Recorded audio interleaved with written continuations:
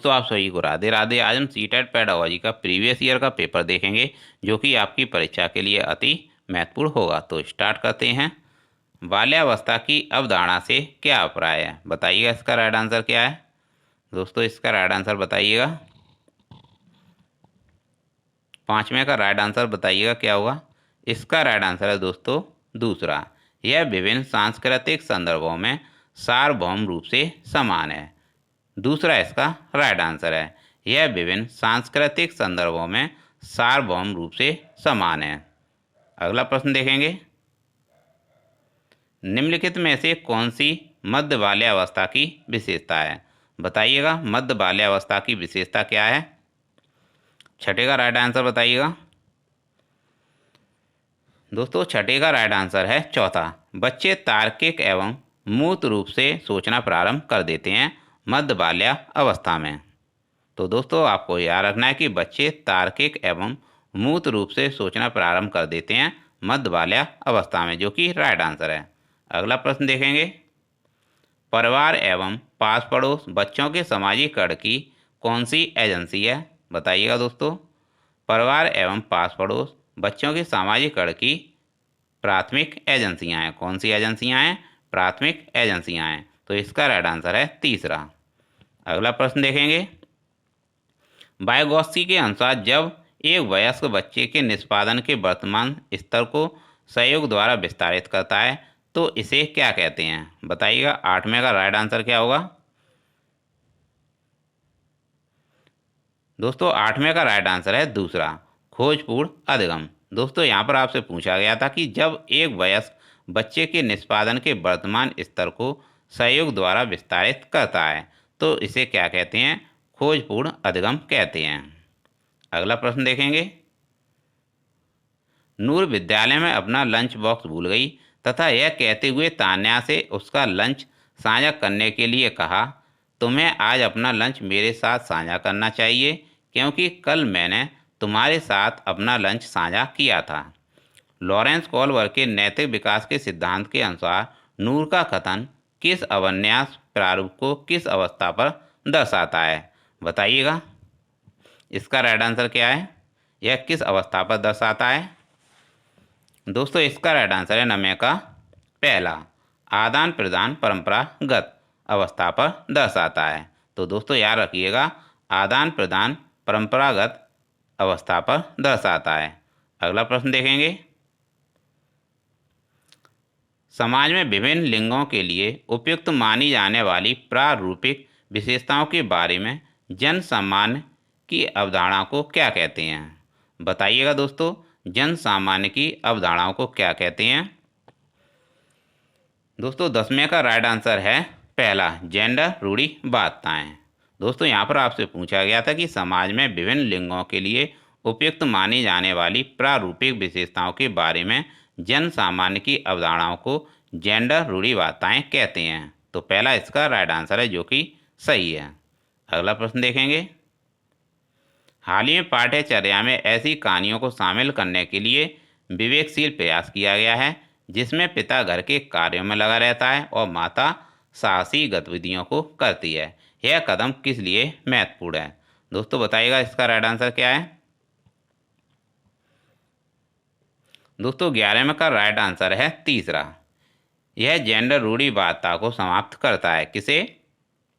यह जेंडर रूढ़िवादिता को समाप्त करता है। तीसरा इसका राइट आंसर है। अगला प्रश्न देखेंगे। हावर्ड गार्डनर के बहुबुद्धि सिद्धांत के अनुसार तार्किक गणितीय बुद्धि वाले एक व्यक्ति की क्या विशेषता हो सकती है, बताइएगा दोस्तों। एक व्यक्ति की क्या विशेषताएं हो सकती हैं दोस्तों? इसका राइट आंसर बताइएगा। 12वें का राइट आंसर है पहला, पैटर्न को खोजने की एवं तर्क की लंबी श्रृंखला को हल करने की क्षमता और संवेदनशीलता। यह इसका राइट आंसर है। तो दोस्तों याद रखिएगा कि बहुबुद्धि सिद्धांत किसने दिया था? हावर्ड गार्डनर ने दिया था। किसने दिया था? गार्डनर ने दिया था बहुबुद्धि का सिद्धांत। तो दोस्तों याद रखिएगा, इसका राइट आंसर है पहला, पैटर्न को खोजने की एवं तर्क की लंबी श्रृंखला को हल करने की क्षमता और संवेदनशीलता। तार्किक गणितीय बुद्धि वाले एक व्यक्ति की जो कि विशेषता है।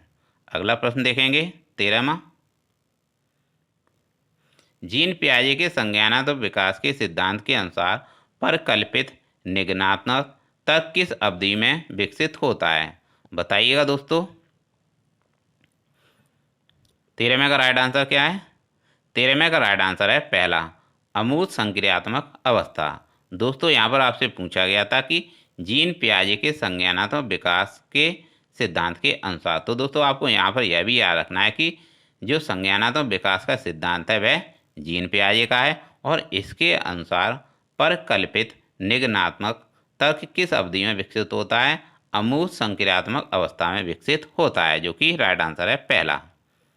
इसके बाद 14वां प्रश्न देखेंगे।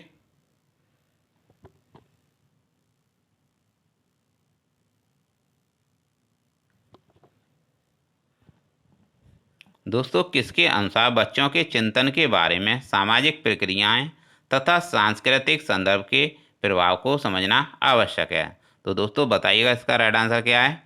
Albert Bandura, Lawrence Kohlberg, Jean पियाजे या लेव वाइगोत्स्की?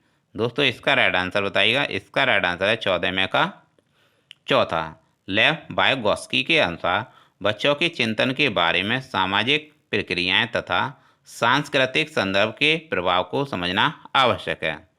अगला प्रश्न देखेंगे। पियाजे के संज्ञानात्मक विकास के सिद्धांत से निहितार्थ निकालते हुए एक ग्रेड 6 से 8 के शिक्षक को अपनी कक्षा में क्या करना चाहिए? तो दोस्तों ध्यान रखिएगा, आपसे यहाँ पर यह पूछा है कि पियाजे के संज्ञानात्मक विकास के सिद्धांत से निहितार्थ निकालते हुए एक ग्रेड 6 से 8 के शिक्षक को अपनी कक्षा में क्या करना चाहिए? दोस्तों इसका राइट आंसर बताइएगा। केवल निर्धारित पाठ्यक्रम पर निर्भर रहना चाहिए, या तार्किक बहस के प्रयोग को हतोत्साहित करना चाहिए, या ऐसी समस्याएं प्रस्तुत करनी चाहिए जिसमें तर्क आधारित समाधान की आवश्यकता होती है, या एक अवधारणा को पढ़ाने के लिए केवल मूल सामग्रियों का प्रयोग करना चाहिए? बताइएगा इसका राइट आंसर क्या है? दोस्तों 15वें का राइट आंसर है तीसरा, ऐसी समस्याएं प्रस्तुत करनी चाहिए जिसमें तर्क आधारित समाधान की आवश्यकता होती है। 16वां प्रश्न देखेंगे। सतत एवं समग्र मूल्यांकन में क्या शामिल है? विविध प्रकार की रणनीतियों का प्रयोग करते हुए दोनों संरचनात्मक एवं संकलनात्मक आकलन का प्रयोग करना, केवल संरचनात्मक आकलन या केवल संकलनात्मक आकलन, या ना तो संरचनात्मक ना ही संकलनात्मक आकलन? दोस्तों इसका राइट आंसर बताइएगा। 16वें का राइट आंसर क्या है?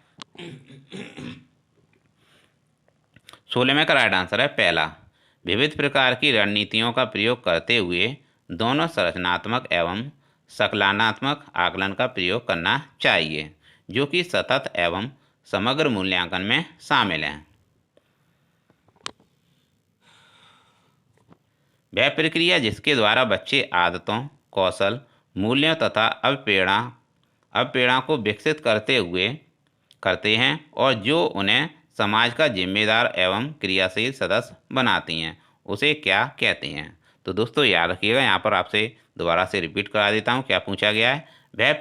वह प्रक्रिया जिसके द्वारा बच्चे आदतों, कौशलों, मूल्यों तथा अवप्रेरणा को विकसित करते हैं और जो उन्हें समाज का जिम्मेदार एवं क्रियाशील सदस्य बनाती हैं, उसे क्या कहते हैं? बताइएगा इसका राइट आंसर। विभेदीकरण, सामाजिकरण, समावेशन या मुख्य धारा से जुड़ना? दोस्तों इसका राइट आंसर है दूसरा, इसे कहते हैं सामाजिकरण। अगला प्रश्न देखेंगे। मानव विकास के संदर्भ में आनुवंशिकता तथा पर्यावरण की भूमिका के बारे में निम्नलिखित कथनों में से कौन सा कथन सही है? बताइएगा इसका राइट आंसर क्या है? दोस्तों 18वें का राइट आंसर बताइएगा।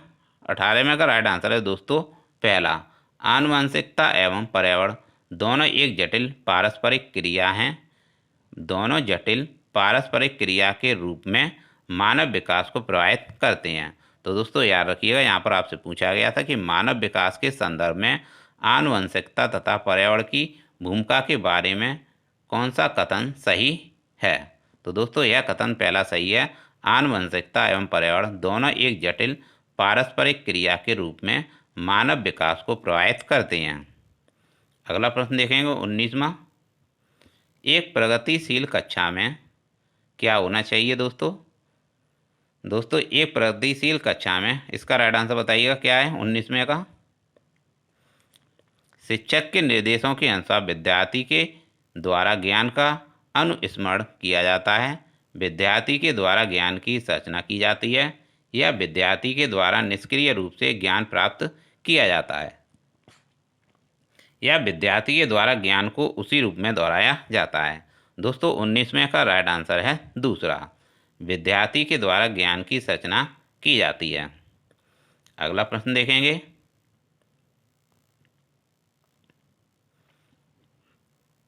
आपकी कक्षा के एक विद्यार्थी को विभिन्न स्रोतों से बार बार यह बताया गया कि उसके सामाजिक वर्ग के लिए शैक्षिक क्षेत्र में निम्न स्तरीय प्रदर्शन करते हैं।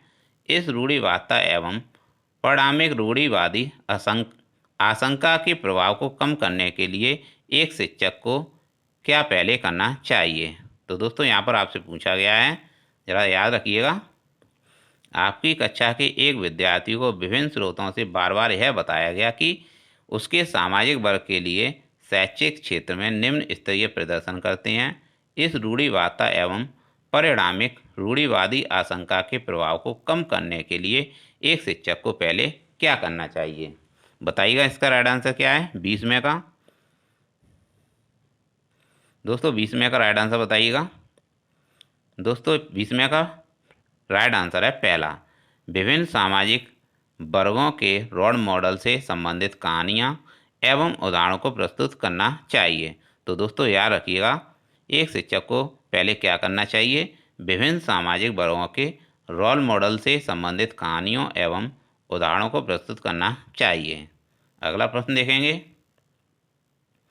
एक समावेशी कक्षा में शिक्षक को क्या करना चाहिए? बताइएगा, एक समावेशी कक्षा में शिक्षक को क्या करना चाहिए? 21वें का राइट आंसर बताइएगा। 21वें का राइट आंसर बताइएगा। दोस्तों राइट आंसर बताइएगा, केवल प्रतिभाशाली एवं योग्य बच्चों पर ध्यान देना चाहिए, या विश्वास करना चाहिए कि प्रत्येक बच्चे में अपनी योग्यता एवं शक्ति के अनुसार सीखने की क्षमता है, या अशक्त अधिगमकर्ताओं के प्रति दया एवं सहानुभूति का प्रभाव प्रदर्शित करना चाहिए, या बच्चों को अपाहिज बच्चा, मंदबुद्धि बच्चा आदि के रूप में वर्गीकृत करना चाहिए। दोस्तों इसका राइट आंसर बताइएगा 21वें का। 21वें का राइट आंसर बताइएगा। 21वें का राइट आंसर है दूसरा, यह विश्वास करना चाहिए कि प्रत्येक बच्चे में अपनी योग्यताओं एवं शक्ति के अनुसार सीखने की क्षमता होती है। यह एक समावेशी शिक्षक को करना चाहिए, एक समावेशी कक्षा में शिक्षक को करना चाहिए। अगला प्रश्न देखेंगे।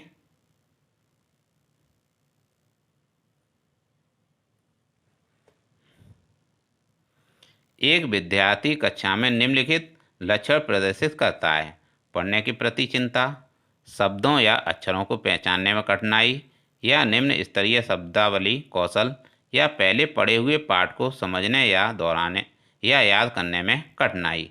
बताइएगा दोस्तों ये किसके सूचक हैं? दोस्तों राइट आंसर बताइएगा, मानसिक क्षति वाले विद्यार्थी के, एक स्वैलीन विद्यार्थी के, या सृजनात्मक विद्यार्थी के, या अधिगम अक्षमता वाले विद्यार्थी के। बताइएगा दोस्तों यह किस विद्यार्थी के लक्षण हैं? पढ़ने के प्रति चिंता, शब्दों या अक्षरों को पहचानने में कठिनाई, निम्न स्तरीय शब्दावली कौशल, या पहले पढ़े हुए पाठ को समझने या याद करने में कठिनाई। दोस्तों इसका राइट आंसर क्या है 22वें का? 22वें का राइट आंसर है चौथा, अधिगम अक्षमता वाले विद्यार्थी के यह लक्षण हैं। अगला प्रश्न देखेंगे 23वां। निम्नलिखित में से कौन सा प्रभावशाली समस्या समाधान रणनीति एक उदाहरण है? रणनीति का एक उदाहरण है। दोस्तों बताइएगा इसका राइट आंसर क्या है? प्रभावशाली समस्या समाधान रणनीति का एक उदाहरण क्या है? दोस्तों इसका राइट आंसर बताइएगा 23वें का। 23वें का राइट आंसर बताइएगा। 23वें का राइट आंसर है पहला, साधन साध विश्लेषण, समस्या को अनेक उपलक्ष्यों में विभाजित करना। दोस्तों इसका राइट आंसर है पहला, साधन साध विश्लेषण, समस्या को अनेक उपलक्ष्यों में विभाजित करना, यह इसका राइट आंसर है प्रभावशाली समस्या समाधान रणनीति का। अगला बताइएगा, एक शिक्षक एक समावेशी कक्षा में विशेष योग्यता वर्ग वाले अधिगमकर्ताओं की आवश्यकताओं को किस प्रकार से बता सकता है या संबोधित कर सकता है। दोस्तों दोबारा से समझ लीजिएगा, एक शिक्षक एक समावेशी कक्षा में विशेष योग्यता वर्ग वाले अधिगमकर्ताओं की आवश्यकताओं को किस प्रकार से बता सकता है या संबोधित कर सकता है। बताइएगा इसका राइट आंसर। 24वें का राइट आंसर बताइएगा।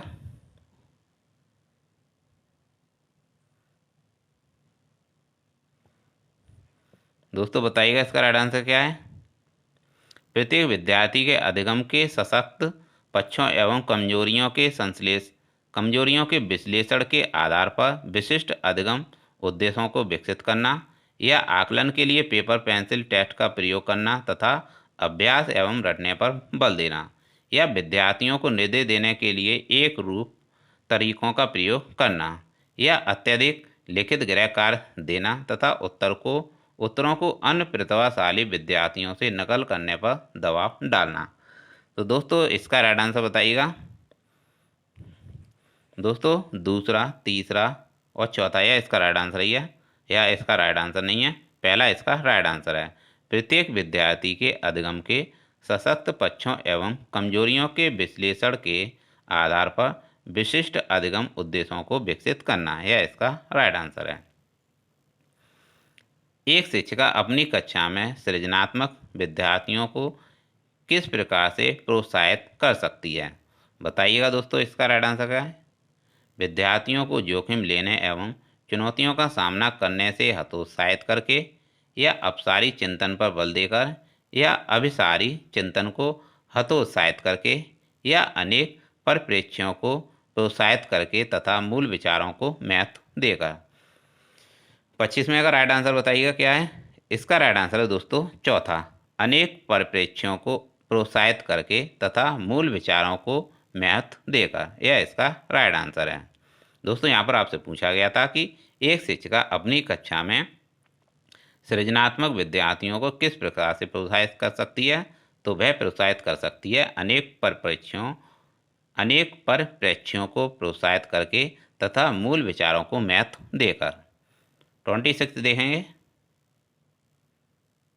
26वां प्रश्न देखेंगे, निम्नलिखित में से कौन सा कारक कक्षा में सार्थक अधिगम का पक्ष लेता है।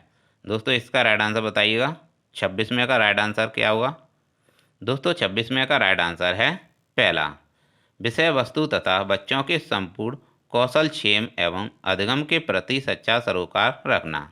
यहाँ पर आपसे पूछा गया था कि कौन सा कारक कक्षा में सार्थक अधिगम का पक्ष लेता है, तो इसका राइट आंसर है पहला, विषय वस्तु तथा बच्चों के संपूर्ण कुशल क्षेम एवं अधिगम के प्रति सच्चा सरोकार रखना, यह इसका राइट आंसर है।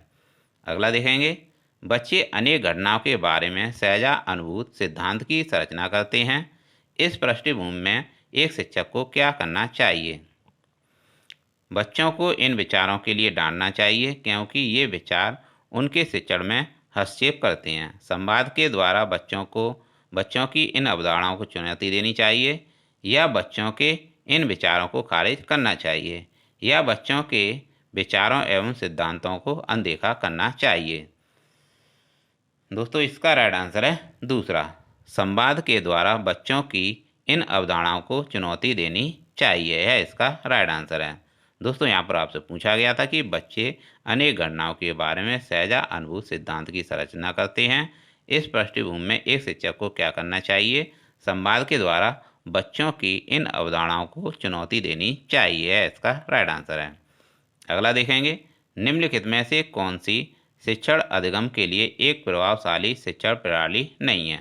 बताइएगा, शिक्षण अधिगम के लिए एक प्रभावशाली शिक्षण प्रणाली कौन सी नहीं है, यह आपको बतानी है। दिए गए ज्ञान को दोहराने पर ध्यान केंद्रित करना या बच्चों को अंतर्दृष्टि के द्वारा अनुमान लगाने के लिए प्रोत्साहित करना, या प्रयोग एवं पर्यवेक्षण, या संवाद एवं परिचर्चा। दोस्तों 28 का राइट आंसर है पहला, दिए गए ज्ञान को दोहराने पर ध्यान केंद्रित करना। यह शिक्षण अधिगम के लिए एक प्रभावशाली शिक्षण प्रणाली नहीं है।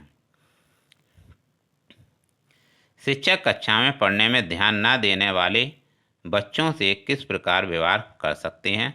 उन्हें गृह कार्य के रूप में अत्यधिक वर्कशीट देकर, या बच्चों को कक्षा से बाहर जाने के लिए कहकर, या पूरी कक्षा के सामने उन्हें बार बार डांटकर, या उनसे बात करके तथा उनकी अरुचि का कारण जानने की कोशिश करके।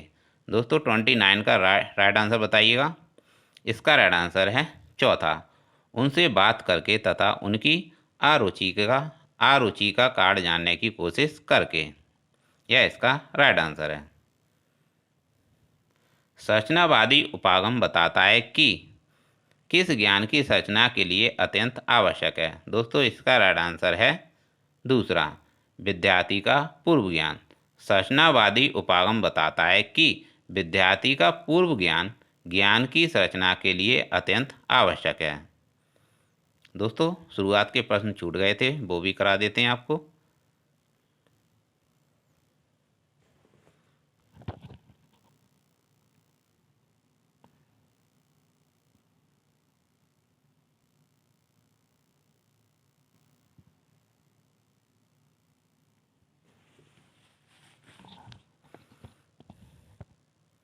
दोस्तों याद रखिएगा, जब विद्यार्थी पुरस्कार पाने की इच्छा से बार बार किसी गतिविधि को करने का निर्णय लेते हैं, जैसा कि एक प्रयोग का नियोजन एवं संचालन करना, जो कि प्रत्यक्ष रूप से उस गतिविधि से संबंधित नहीं है, जैसा कि एक स्टार या बैज प्राप्त करना, तब ऐसी स्थिति में क्या संभावना उत्पन्न होती है? दोस्तों इसका राइट आंसर बताइएगा।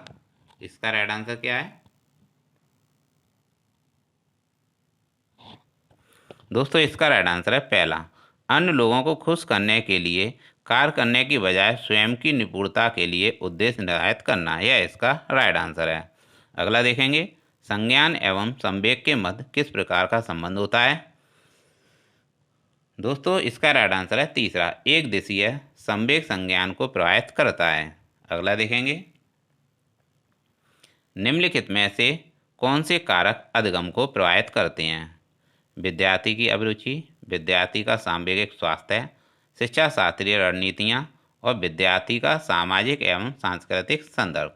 यह सभी कारक अधिगम को प्रभावित करते हैं। तो दोस्तों इसका राइट आंसर है पहला, जिसमें सभी ऑप्शन आ रहे हैं। अगला देखेंगे, निम्नलिखित में से क्या ज्ञान के सार्थक संरचना की प्रक्रिया का एक महत्वपूर्ण पहलू है? दोस्तों इसका राइट आंसर है सामाजिक पारस्परिक क्रियाएं ज्ञान के सार्थक संरचना की प्रक्रिया का एक महत्वपूर्ण पहलू है। तो दोस्तों ये थे सीटेट पेडागोजी का प्रीवियस ईयर का पेपर था, जो कि आपके आगामी एग्जाम के लिए बहुत ही एक अच्छा कॉन्सेप्ट आपको मिलेगा, जिससे कि आप आगामी एग्जाम में प्रश्नों को अच्छे से सॉल्व कर पाएँ। तो दोस्तों ऐसे ही प्रश्न आपके लिए लाते रहेंगे। अगर किसी प्रश्न में कोई गलती हो गई हो तो उसके लिए सॉरी, तो बताइएगा कमेंट बॉक्स में किस प्रश्न में गलती हुई है। तो दोस्तों वैसे इसमें कोई गलती नहीं है, सारे प्रश्न सही हैं। तो दोस्तों ऐसे ही प्रश्न लाते रहेंगे। मिलते हैं नेक्स्ट क्लास में। चैनल को सपोर्ट करने की लाइक और सब्सक्राइब और शेयर ज़रूर करें। मिलते हैं नेक्स्ट क्लास में। Thanks for watching.